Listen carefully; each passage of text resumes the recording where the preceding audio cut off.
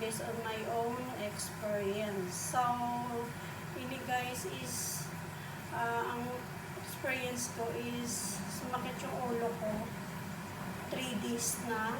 Uminom ako ng mga gamot. Bumili tayo ng over-the-counter ng mga gamot na pwedeng mabili para sa sakit ng ulo, pero wala pa rin siyang epekto. So, ginawa ko, nag-try ako nito guys. Napaka-effective.